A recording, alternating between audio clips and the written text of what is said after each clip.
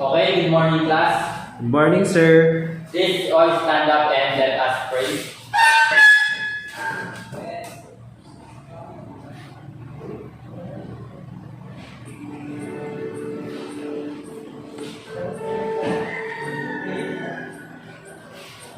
Good morning, Lord. Today's a new day, a chance for a new start. Yesterday is gone, and with it, any regrets, mistakes, or failures I may have experienced. It's a good day to be glad and give thanks, and I do, Lord. Thank you for today, a new opportunity to love, give, and be all that you want me to be. Today I want to start the day with you on my mind and in my heart. As I dress, let me wear the armor you provided daily, the helmet of salvation, the breastplate of righteousness, the shield of faith, the belt of truth, the shoes of peace, and the sword of the Spirit, with prayer on my tongue, praise for you, and petitions for those around me and those I meet. Feed me today with your daily bread, as the bread of life. Your food, like manna, will sustain me throughout any trials and hungers. Help me to set my thoughts on things above, and to speak only what will help, and encourage others. Keep me from putting my foot in my mouth, and help me guard the affections of my heart today, Lord. Make whatever work I do be marked with excellence rather than perfectionism. As I seek not to make a name, but to make a difference, help me to treat each person I encounter as you would, with respect and love, forgiving others and asking for forgiveness myself when needed. As I start this day, help me remember that I belong to you, and my desire is to act accordingly. Keep my feet from stumbling, and my mind from wandering into distractions that could steal precious time and energy from the most important things you have designed for me. I'm proud to be your child, Lord, and I'm so grateful that you died for me, rising again so that every day could be filled with the wonder of your love, the freedom of your spirit, and the joy of knowing you. I know earthly life is short and fleeting, Lord, but I want to live today as if it were the first or the last day of my life, giving thanks for every good and perfect gift you choose to give. Today and every day, I want to live my life for you, Jesus.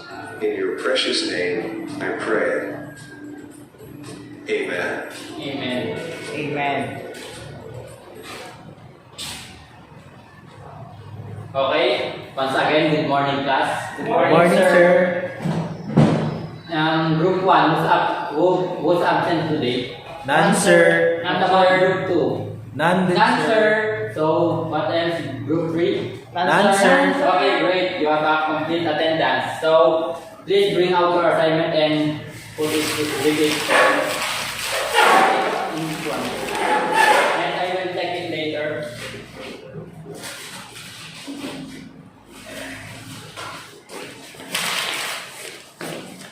Okay, thank you. Okay, before we discuss something, Mr. Pangaliban, can you share your yesterday to me? Nothing interesting, sir. Just a normal day. Okay, guys, who remember our last discussion? Anyone? Sir, Mr. Easy. I think our last discussion is all about the effects of volcanic eruption, sir. Am I right? Yes. So, can anyone give what are the two effects of volcanic eruption? Okay, Sir, go again. sir, I think the two effects of volcanic eruptions are number one, positive effect of volcanic eruption and negative effects of volcanic eruption, sir. Yes, you're right. And can you give the positive effects of volcanic eruption? Sir, I think the positive effect of volcanic eruption is first, the ash ejected by volcano act as a fertilizer, and number two, dramatic scenery created by volcanic eruption. Number 3, collection of geothermal energy, sir. Okay. Anyone? Can you give the negative effects of volcanic eruption? Sir, Okay, Mr. Panganiban. sir, there are three, I think there are three negative effects, well, for me. One And what is, it is? many lives can be lost. 2, natural landscape can be destroyed. And 3, it can trigger flash floods and rock falls. Yes, you're right. Here's our last discussion. The bad and good effects of volcanic eruption. The good effects or the positive effects of volcanic eruption are the collection of geothermal energy. The ash ejected by the volcano acts as a good fertilizer for soil, good for the agricultural structure. The third one is that the dramatic scenery created by volcanic eruption attracts tourists. And the bad effect is many lives can be lost, not only humans but also for animals and plants. Next is the natural landscape can be destroyed, and also it can trigger flash floods and rock falls. Do you understand our last discussion, guys, or you need to reteach this? Yes, sir, we Sir, we understand understand. Okay. our last lesson. So here's our next discussion. Climates or the factors that affect climate. Our learning objectives are, can you please read Mr. Del Puso? Sir, content standard, the learners demonstrate an understanding of factors that affect climate and the effects of changing climate and how to adapt accordingly. Okay, next. Mr. Isip. While, sir, the objectives for performance standard is the learner shall be able to participate in activities that reduce risks and lessen the effects of climate. Okay, next. For learning competency, Ms. Panganiban. Sir, for learning competency, the learners are able to first explain how different factors affect the climate of an area. Second, recommend helpful ways to lessen the effects of climate change. And lastly, make a poster about climate change. Okay, that's right. And we will play a game. It's called 4 Pick 1 Word. You will be guessing the hint or the words for each picture given. You will be writing in the board what's your answer. For the first picture, who wants to answer in front? Sir? Okay, Mr. Del Puso.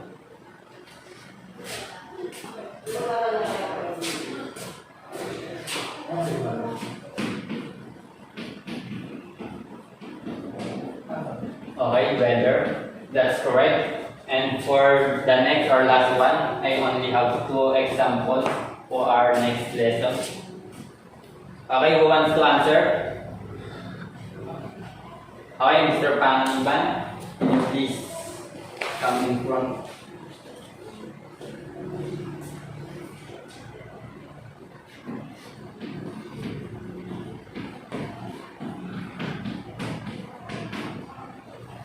Okay, climate, and that's correct. Climate and weather. Based on the picture given earlier, how do you differentiate weather from the climate? Sir, Okay, Mr. Del Puso.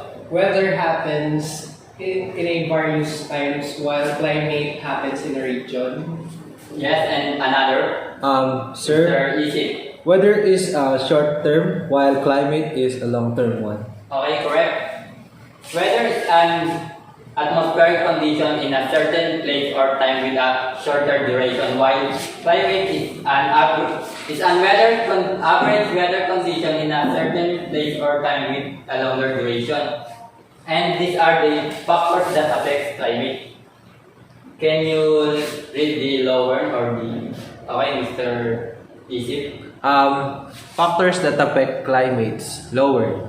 Latitude. It depends on how close or how far it is to the equator. The most important is based on the concentration of sunlight in the area that it affects. Ocean current. It has a different temperature, warm and the cold current, within air masses. These air masses absorb the climate below it.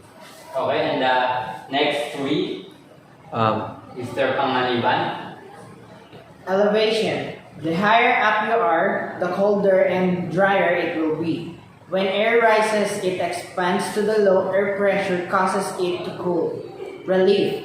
Air is forced to rise over a piece of land. The temperature decreases and condensation increases. Okay, the example for lower is the climate of a region depends on the amount of sunlight it receives, whether that particular place will receive more sunlight or in the increase of hotness or lack of coldness. It also depends its height above the sea and how close it is to the ocean and the formation of the land. Types of climate. You read. Okay, again, Mr. Isip. Types of climate. 1. Tropical or tropical. The annual temperature range in tropical climates is normally very small, while dry summers are hot to very hot, and it seldom rains. Temperate. These zones generally have wider temperature range throughout the year, and continental, relatively dry climate with very hot summers and very cold winters, while polar regions are characterized by lack of warm summers. Yes. Good. And for the activities, I will be dividing the class for the two groups, and each group will have the representative that will present their works in front. Okay. After watching, if you have any more questions, please don't be shy, just ask me. Okay. None, sir. For the video.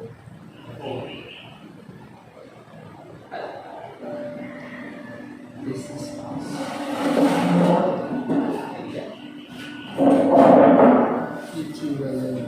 I will be taking all your assignments. Our planet is slowly dying. Our people are slowly fading. The rich tell us that it's a lie, but science proves us that it's happening. There's no denying climate change is real. The weather patterns are more extreme. The sea levels are rising fast, but yet the change is slow. I want to try to inspire another human to push for a change, to push forward. We can make it happen now. We are the people. We need to come together. We need to stop dividing each other and focus on our home. Change happens when we come together. We have the power. We have the power. We need to raise our voice. Every time that we've come together for a change, we made it happen. We must not waste another day without at least trying to give our next generation a better chance. We must decide to make this planet a better place to grow and to raise our children. Now, what do you decide? Do you decide to take our future, the next generation's future, in your hands? Or do you leave it Please in the hands of watch our quietly, guys. unproductive leaders? We need to act now. There's only one race on Earth. Humans. This is us. Okay, please take note for the last part. There are information that you need to memorize.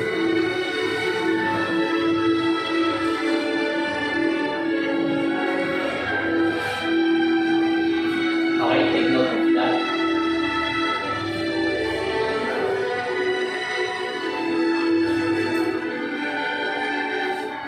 Okay, thank you.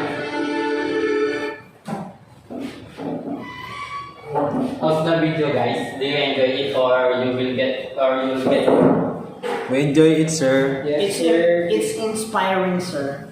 Okay, thank you. Then I will be giving you 10 minutes to brainstorm the ideas and to think for the key points for the video that you watch. Okay.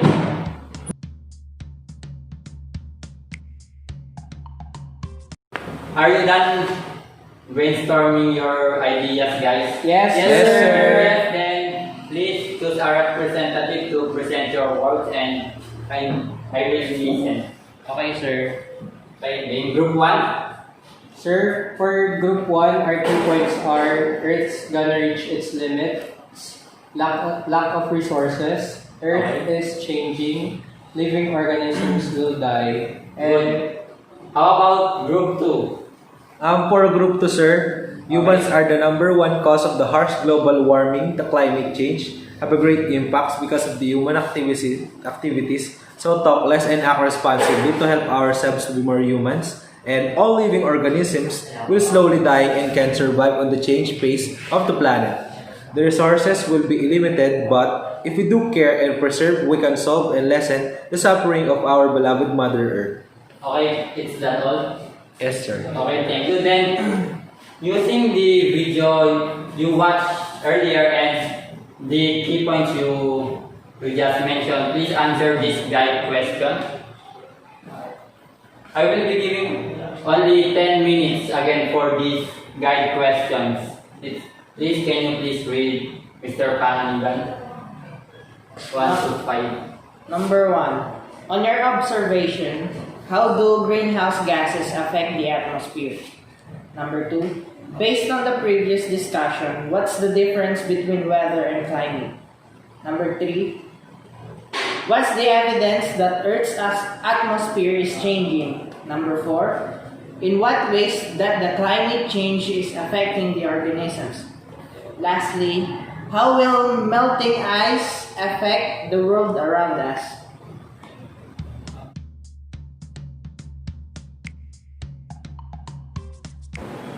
Are you done, class? Yes, sir. Okay, then same group. Please choose again the representative for your work. Sir, for group 1, Okay. our answers are, for number 1, too much of these greenhouse gases can cause Earth's atmosphere to trap more and more heat. This causes Earth to warm up and results to global Okay. warming. For number two, weather reflects short-term conditions of the atmosphere, while climate is the average daily weather for an extended period of time at a certain location. For number 3, Earth's climate responds to changes in greenhouse gas levels. Ancient evidence can also be found in tree rings, ocean sediments, coral reefs, and layers of sedimentary rocks. For number 4, invest food and water for surviving. Be creative and innovative to support life under climate change. And for the last number, changes in the amount of sea ice can disrupt normal ocean circulation, thereby leading to changes in global climate. Okay, very well said, Group 1. Good job. And how about the Group 2? Please present your work. Sir, for group 2, Okay. number 1, when the sun's energy reaches the atmosphere, some of it is reflected back to space and the rest is absorbed and radiated by greenhouse gases. For number 2, Weather refers to short-term atmospheric conditions, while climate is the weather of a specific region averaged over a long period of time. While number 3, we know this from direct surface temperature measurements. Changes in rainfall and weather patterns, an increase in the frequency of extreme weather events. And sir, for number 5, when warming temperatures gradually melt ice over time. Fewer bright surfaces are available to reflect sunlight back into atmosphere. More solar energy is absorbed at the surface and the ocean temperature rises. This begins a cycle of warming and melting. That's all, sir. Good job. Okay, great work, guys. There are some questions. What are the factors that affect climate? Sir? Okay, Mr. Isip. Sir, I think the factors that affect climate is lowered, sir. Okay. The latitude, ocean current, wind and air masses, elevation and relief, and near water. Yes, good. And then, why does the region or the place near the equator experience more climate? I okay, think, sir, Mr. Umbria. because the equator is closer to the sun. I will share some experience that while I'm walking under the heat of summer season, then suddenly the cloud gets dark and it starts raining. Do you guys know what we call that phenomenon? Sadly, sir, no. Okay. Sir, I know, sir. What is it? I think it is climate change phenomenon, sir. Okay, good. Then, thank you. Okay, next guys is the cause effects and how we solve or lessen the effects of climate change.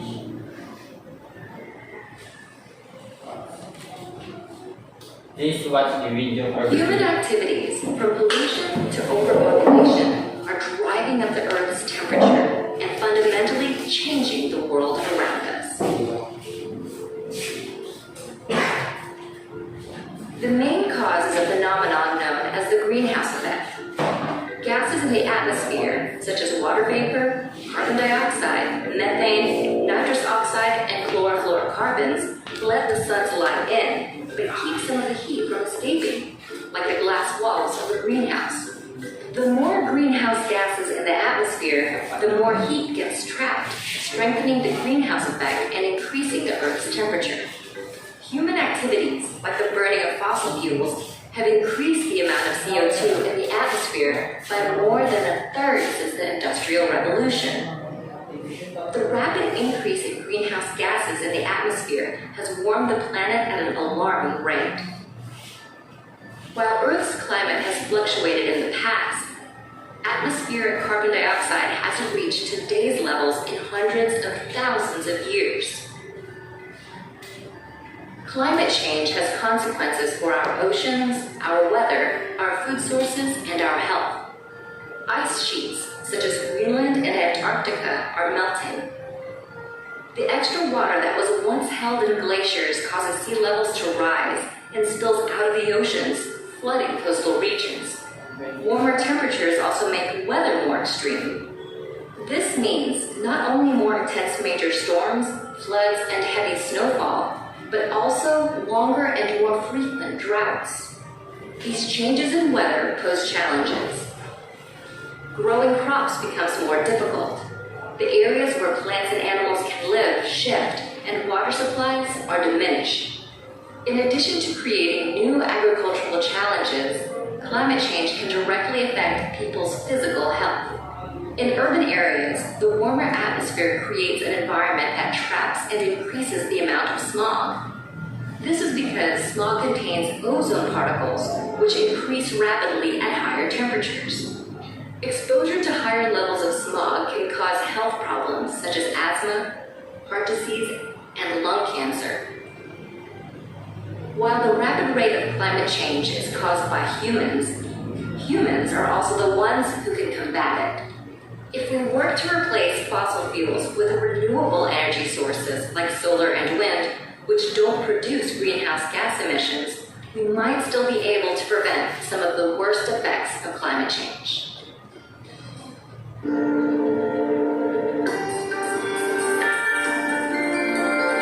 Okay, thank you guys. Do you understand the video? Yes, sir. Okay, can you give some cause and effects of the climate change? Mr. Del Puso, can you give one? The cause of climate change can be the human activities such as the emission of CFCs in the atmosphere, and its effect is producing smog in rural cities. That's good, very good. Okay, what about you, Mr. Nick Lau? Can you give some example? Cutting down forestation, Good. volcanic eruptions, and storms. Okay, very well said. And how about some tips on how we lessen the effects of the climate change? Mr. Del Puso, can you give one? Humans can resort to renewable sources of power such as wind energy and solar energy. Yes, that's correct. Okay. The climate change has a big impact to our environment and in living organisms. Because even the agricultural structure may be adaptable to changes, but changes like extreme weather, sudden increase of temperature, and water stress will be a big challenge for us, for all living organisms in this planet. Okay, sir. But we can lessen these effects of climate change by simply planting trees and to let pollute the air and to have a clear objective for our nature.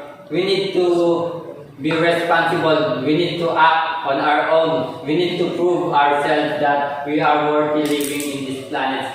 And we need to less talk because We need to action speaks louder than words. Yes, sir. Then here are the cause and effects of climate that has been mentioned in the video. Rapid industrialization, 40 causes: energy use, agricultural practice, deforestation, consumer practices, livestock, transport, resource extraction, and pollution. And for the effects, rising temperatures, rising sea levels, unpredictable weather pattern, increase in extreme weather events, land degradation, loss of wildlife and biodiversity. Then for what are the social impacts of the climate change? Can you please read Mr. Del Puso? The social impacts of climate change is displaced people, poverty, loss of livelihood, hunger, malnutrition, increased risk of diseases, global food and water shortages. Okay, can you please repeat, Mr. Nigdao? Give some energy. What are the social impacts of climate change? Displaced people, poverty, loss of livelihood, hunger, malnutrition, increased risk of diseases, global food and water shortage. Okay, good. And next for global warming. Can you please give the meaning of the global warming? Sir, Okay, Mr. Del Puso. I have one excellent student here.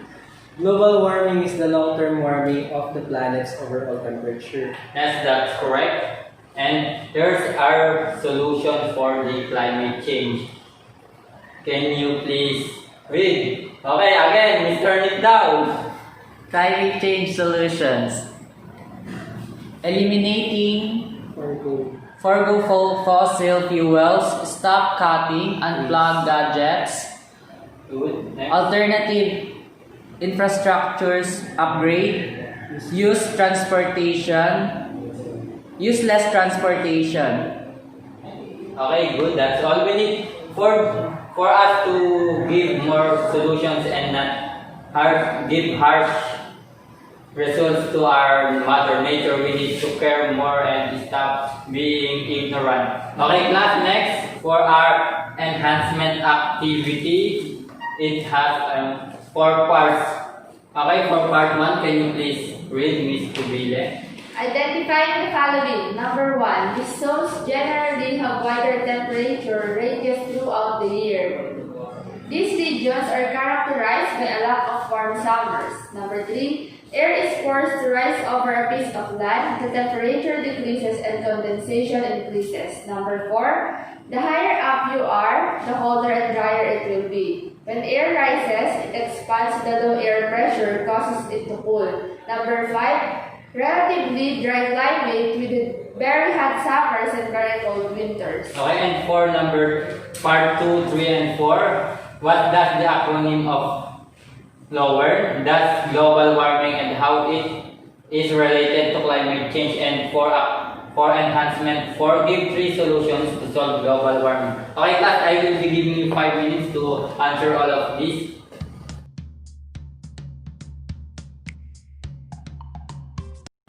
Okay, are you done, class? Yes, sir. Okay, let's answer for number 1. These zones generally have wider temperature ranges throughout the year. And what's the answer, Miss Kubile?